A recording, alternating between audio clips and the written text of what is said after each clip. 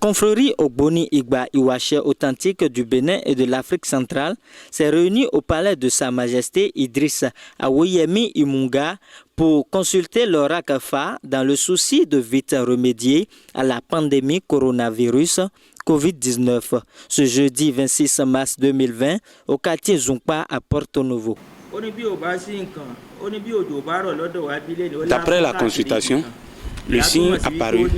est le Toula Woli. Et pour faire les sacrifices, les mesures seront prises, surtout donner manger à Toleba et plusieurs d'autres interdictions, à savoir les voyages. J'exhorte toute la population béninoise à respecter les recommandations du gouvernement. Car nous tous, nous savons que le gouvernement ne prend jamais de décision à la légère ni en l'air. Si nous respectons les règlements que le gouvernement nous a fixés, c'est d'abord pour notre bien, à savoir respecter l'hygiène de vie. Parce que l'hygiène est fondamentale dans tout ce que nous faisons. Et dans nos sociétés traditionnelles, pour ne pas dire endogènes, nous avons l'habitude de prescrire l'hygiène. Donc c'est dans nos germes. Ce n'est pas une nouvelle méthode pour nous. Nous avons l'habitude de donner, la primauté à l'hygiène. Alors si nous avons convoqué le collège des sages de la fraternité Ogboni Igba Iwache dit Iwarefa et les responsables de chaque localité Ogboni Igba Iwache dans tout le Bénin, c'est pour tout simplement demander à l'oracle quelle est la voie à emprunter pour pouvoir venir à bout de ce fléau qui est une pandémie qui menace le monde. Et Dieu merci, à travers l'oracle, l'art divinatoire géomantique, le prêtre du Fa nous a permis de savoir quelles sont les cérémonies à faire. Nous sommes en train de nous atteler pour que ces cérémonies soient faites dans chaque localité. Alors, nous rassurons les autorités de ce pays que nous ne les laissons pas. Nous sommes avec eux en chair et en os et spirituellement. Et toutes les cérémonies qu'incombe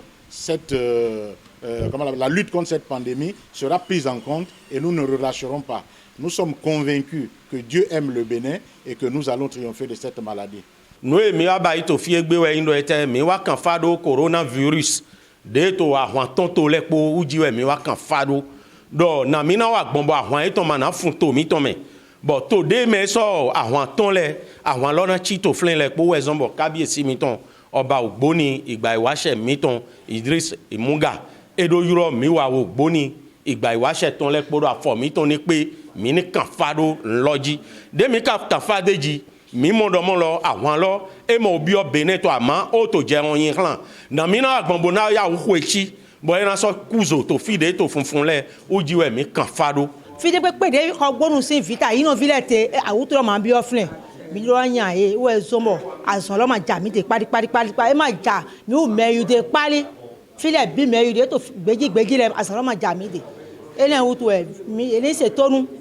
nata no na ko de do mais mi tole ni se tonu nata no gbogbo na ide le ye ni ma tan gbe lo gbebu o ye ni ma tan fi no ni toju fi etan nte ko de aholu do ba mi tan ta ran ko de do lo mi se ko etan no emi ran baye gbe baye asan ibi o to me de yan iro jan corona virus eyo yi mi na tete dego lo bi e awo Ogboni Igba Iwache Beneton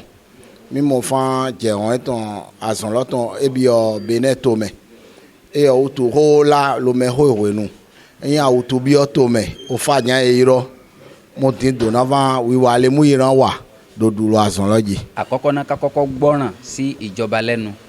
ká gbọ́ràn sí ìjọba lẹ́nu gbogbo ohun tán ní ká ṣe ibi tán ní ká mọ́ tẹ̀ tán bá ní ká dúró ńbẹ̀ kan ká dúró ńbẹ̀ torí ìyẹn là kọ́kọ́ náà torí àwọn ni wọ́n ń fi ìmọ̀ papọ̀ pẹ̀lú àgbáyé ni wọ́n ríran rí ibi tí àìsàn yìí ti dé àti ibi tó ti ń bọ̀ lọ́wọ́lọ́wọ́ tábàyí tí ní ẹ dúró ń bẹ̀ ẹ jẹ́ ká dúró ń bẹ̀ nítorí kó má bàa wá bá wa náà ni. Pendant que d'aucuns soutiennent la décision du communauté, d'autres sont satisfaits de la consultation faite. Notre présence, c'est juste pour soutenir ce qui a été décidé au sein de cette communauté. Tout ce que on vient de faire, vraiment, tout le monde en est satisfait et que les sacrifices soit exorcé. Nous devons to wawa wenu to mekole si wenu nido awutu de na biotome yero susa bono poloto mekole yero susa mina mo eno ke ndi pala de bono ze kokoro de nu bono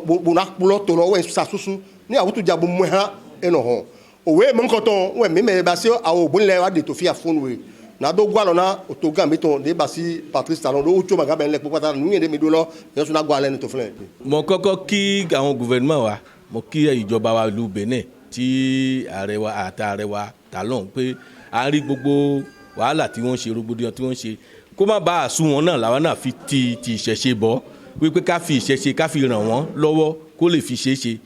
gbogbo òfin tí wọ́n sì pa àṣẹ tí wọ́n pa ó yẹ kí gbogbo ọmọ ìlú pátá ká tẹ̀lé kí ó lè fi rọ̀ wá lọ́rùn ká má fi rárun panipani nílùú wa. ìdí ni a fi wá ríra wa ń bí ní òní láti lè ṣe àgbéyẹ̀wò bí torí bí ọ̀rọ̀ bá rójú nígbà ìwáṣẹ̀ Ọ̀rúnmìlà là á bi léèrè bí ọ̀rọ̀ bá fẹ́ dàrú nígbà ìwáṣẹ̀ Ọ̀rúnmìlà là á bi léèrè òun ló fa ni kábíyèsí wa ọba Ìmúgà Awóyẹmí tán ṣe ọba Ògbóni ìgbà ìwáṣẹ̀ ti gbogbo Afrique centrale àti Benin náà fi po gbogbo wa tí a jẹ́ olórí ní àyè kọ̀ọ̀kan wípé ó yẹ ká ríra wá ń bí lónìí. A dúpẹ́ lọ́dọ̀ Ọlọ́run, a sì dúpẹ́ lọ́dọ̀ ààrẹ ìlú wa, ọba ìlú wa, president ìlú wa tá à ń pè ní Athanase Patrice Talon fún iṣẹ́ ribiribi tóun pẹ̀lú àwọn mínísítà ẹ̀ tí wọ́n gbéṣe ní eré ọ̀rọ̀ àmúdínà àtìgbà tí bàbá wa yìí ti bọ́ sórí oyè a rí iṣẹ́ ribiribi tí ń ṣe káàkiri ìlú Benin. Èyí la kọ́kọ́ fi kíná a sì tọrọ lọ́dọ̀ Ọlọ́run kó bá wa gùn lẹ́mìí kó dà á lágbà kí ọpọlọ ẹ̀ kó má kúrú gbogbo àwọn mínísítà tí wọ́n sì ń bá ṣiṣẹ́ kọ́lọ́hún jẹ́ kí ẹ̀mí gígùn ó jẹ́ tiwọn náà gbogbo ohun tí à ń pe gbogbo ọmọ ìlú Benin káfátà sí ni wípé kí ni ẹ jẹ́ ká gbọ́ràn sí àwọn ìjọba wa lẹ́nu gbogbo àwọn ìgbésẹ̀ tí wọ́n ní ká gbé àwọn òfin tí wọ́n gbélẹ̀ nítorí àǹfààní tiwa náà ni tí a bá tẹ̀lé gbogbo alámọ̀ wípé ìṣẹ̀ṣe fún rẹ̀ tẹ́lẹ̀ ó sọ̀rọ̀ sí ìmọ́tótó gbogbo àwọn ẹ̀sìn tó sì ń bẹ nílé ayé gbogbo wọn ló sọ nípa ìmọ́tótó ò ṣẹ̀ṣẹ̀ wá ìlú Áfíríkà gbogbo wa láti mọ ìmọ́tótó tẹ́lẹ̀ ká túbọ̀ ṣe ìmọ́tótó fi kún ká sì gbé ilé gẹ́gẹ́ bí wọ́n ṣe pa á láṣẹ fún wa nítorí wípé kí àwọn mínísítà tó wà ní ìdí kí wọ́n ṣe ìwòsàn kí wọ́n lè rí iṣẹ́ takuntakun tí wọ́n ṣe nítorí gbogbo wa bá ń jáde ẹni tí ò yẹ kó kó máa kó ran ẹlòmíì wọ́n ní bí náà ò bá sì tán lérí ẹ̀jẹ̀ kì í tán lè kaná. Le signe Toulaouli, après consultation, exhorte les uns et les autres à la sagesse, la patience, la solidarité et à la mobilisation autour des dirigeants tout en s'aidant mutuellement.